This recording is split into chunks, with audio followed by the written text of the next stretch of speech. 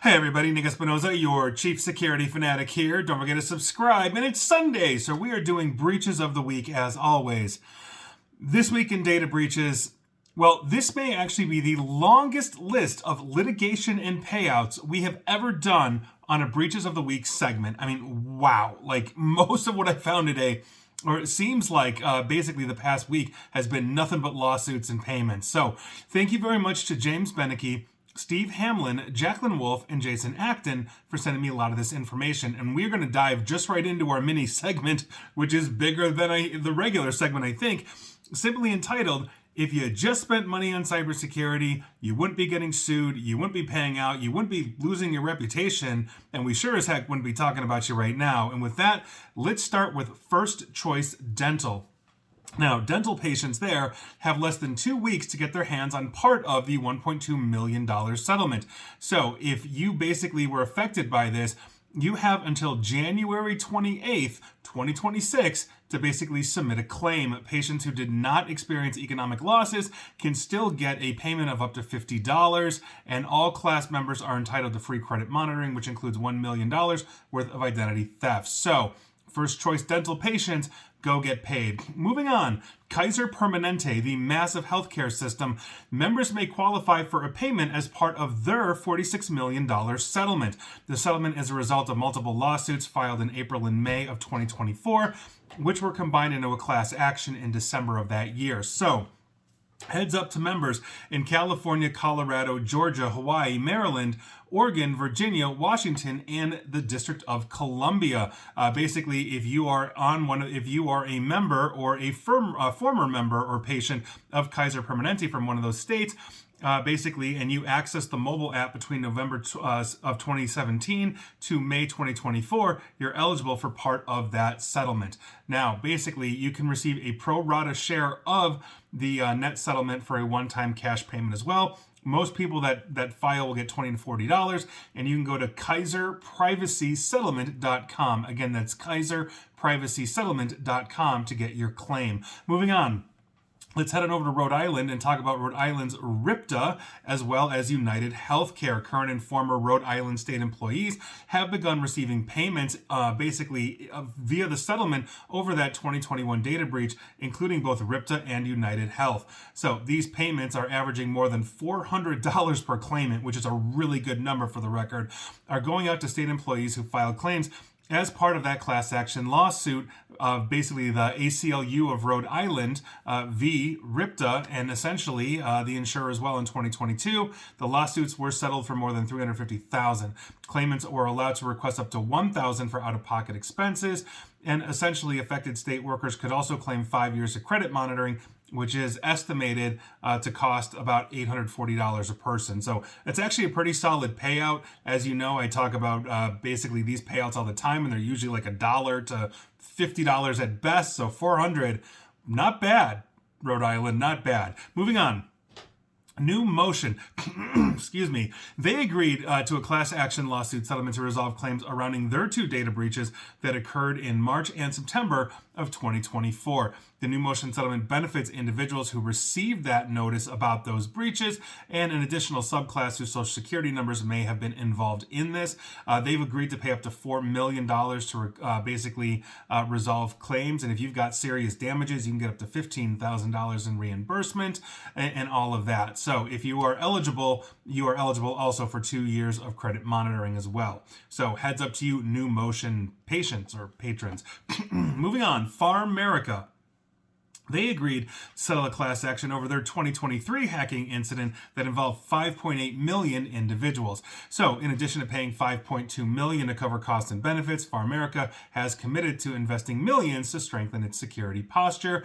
Basically, the preliminary approval was on January 12th of this year, and you have a deadline to opt out on April 20th, and your claims must be submitted by April 27th, and the fairness hearing has been scheduled for May 12th. So, heads up to you, PharMerica patients, go get paid. Moving on, Next Gen Healthcare, they've agreed to a $19.4 million class action settlement, for their 2023 data breach. Under these terms, you can receive compensation for out-of-pocket expenses for up to $7,500, and you can also get 10 hours of lost time recouped at $25 an hour. And here we are. Most class members are going to receive $50 to $150 if they lived in California during that period, and your time for exclusions and objections is February 12th, and that settlement is scheduled for February 17th. So go get paid. Moving on, Veradigm. They agreed to a $10.5 million, I'm telling you, it just keeps going, class action lawsuit settlement to resolve claims from their 2024 data breach. Basically, this is benefiting individuals who received a notice informing them that they may have been compromised in the December 2024 data breach, and they are agreeing to a $10.5 million payout. That's all I know. Heads up, Veradigm. Moving on. Richmond Behavioral Health Authority. Basically, 3 class action lawsuits have now been filed against them, basically due to a data breach back in September. All 3 of these suits have been filed in the U.S. District Court for the Eastern District of Virginia, which I believe is the Rocket Docket, by former patients, basically, and they're claiming, obviously, that they failed to secure the data. So, Richmond Behavioral Health Authority in the works. Moving on, heading over to France. Let's talk about Free SAS and its sister company, Free Mobile. These are some of the largest mobile services in the country, and France's data protection regulator has fined the telecom giant 42 million US over cybersecurity vulnerabilities that contributed to this massive breach. So, Free was fined 27 million euros or 31 million US, and Free SAS was fined 15 million euros or 17 million US, according to the CNIL, which is their regulator. Spokesperson for the group basically said in a statement that they're going to appeal the decision to France's Supreme Administrative Court. So, heads up to you. If you are a Free or Free SAS patron, you might get paid at some point. Moving on.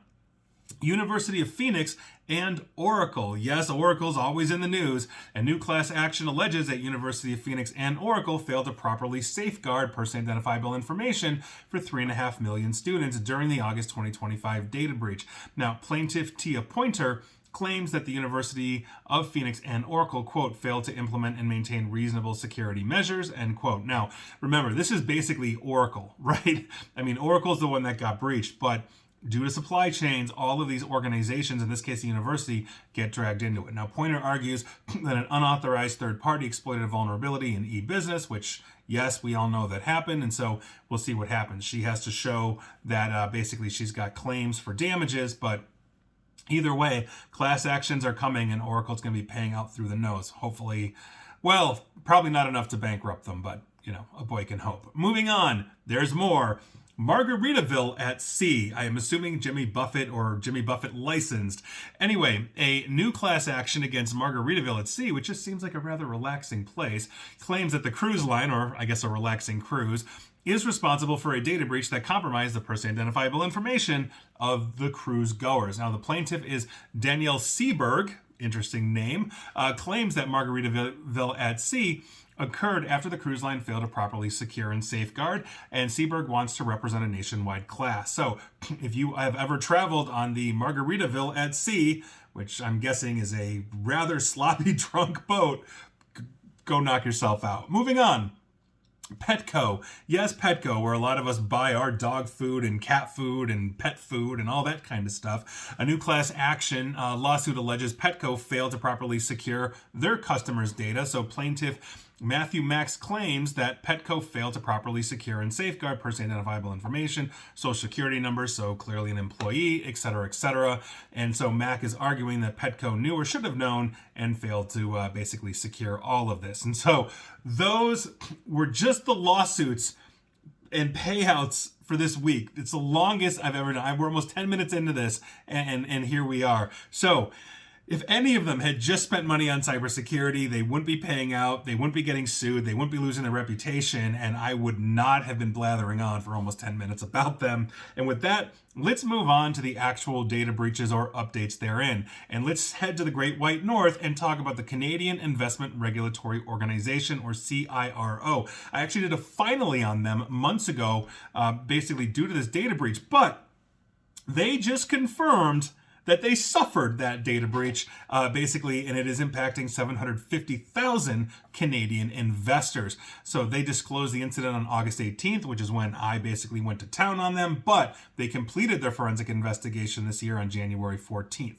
CIRO emphasized that login credentials or account security questions have not been affected, but because it does not store that kind of information. They also claim that they spent over 9,000 hours investigating this, and they say that no data that they can find has shown up in the dark web yet. So we'll see what happens. But to be fair, governments are always behind the eight ball. They're massive surface areas for attack. Whether it's federal, provincial / state or local government, it's always a problem. But CIRO, you could have been quicker on the draw on that one, at least declaring and continuing the investigation. Moving on.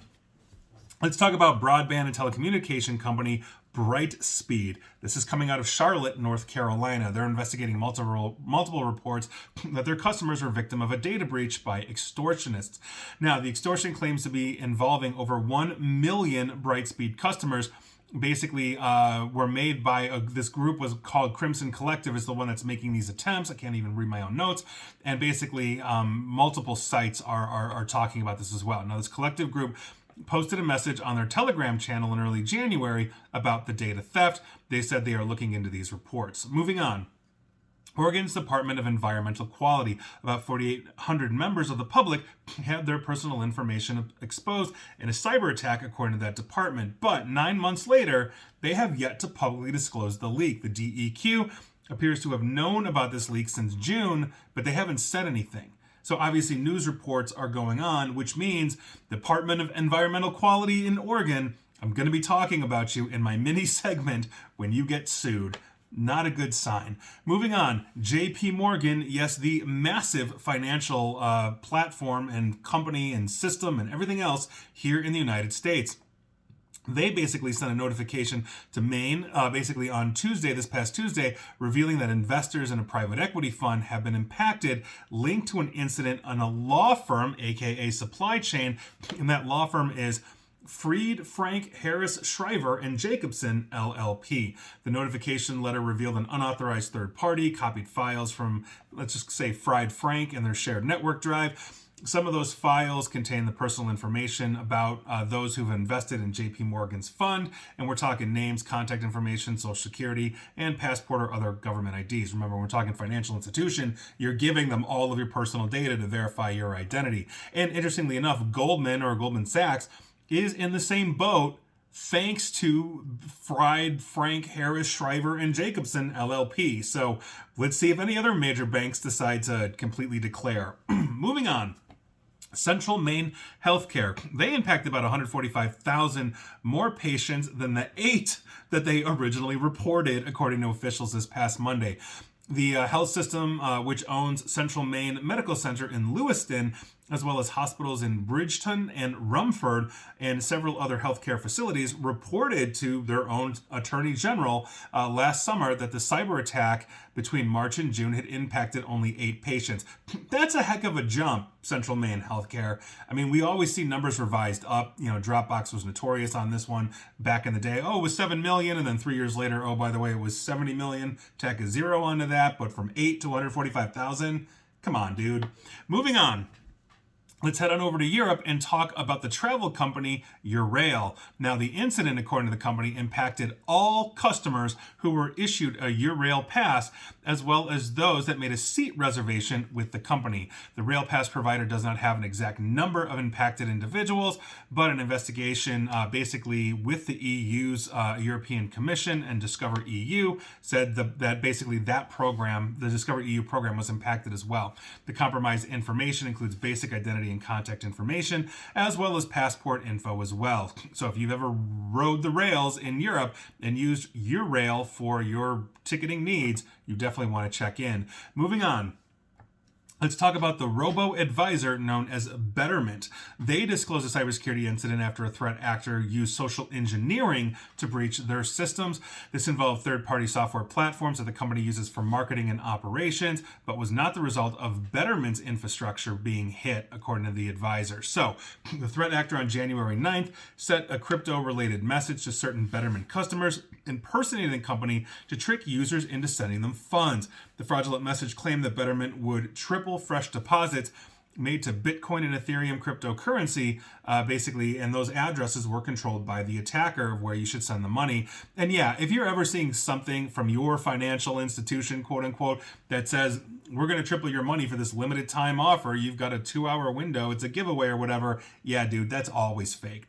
It's like that never happens. Moving on. University of Georgia, specifically the police department, so the UGA-PD. They received a phone call, this is interesting, concerning a potential data breach resulting in a UGA student having multiple credit cards being fraudulently opened in her name. So we're talking about one person here, still worthy for breaches of the week. Now, this student and her parent believed that the fraud was caused by a potential UGA breach because the emails were sent to the UGA email address of the student and the cards were sent to the home address associated with her student account. They also reported reading about familiar incidents on social media's website, Reddit. So that is interesting in the sense that if you were looking at this forensically, if you have a unique email address with let's say the home address, which you're probably using everywhere as a student, I don't necessarily know if that's enough to say that UGA has been breached. But nevertheless, if they're tracing it back, maybe those two combinations have never been used anywhere else, at least that they can remember. So I'll keep you up to date on this one because we might see a lot more coming out of the UGA, and I'll let you know. Moving on, another university, Monroe University, they reported to Maine basically a data breach involving 320,973 people. Now, in a post to their website, Monroe University disclosed an unauthorized third party accessed computer systems between December 9th through the 23rd of 2024, so over a year ago. Now, a review of the affected files concluded on September 30th of last year, and sensitive personal information was confirmed. Dates of birth, obviously name, social security number, driver's license, government-issued IDs, passports, medical and health insurance information, email usernames and passwords, that's awesome, financial account details, and certain student data. So, if you have anything to do with Monroe University, go change your passwords like yesterday and be prepared to join a class action sooner than later.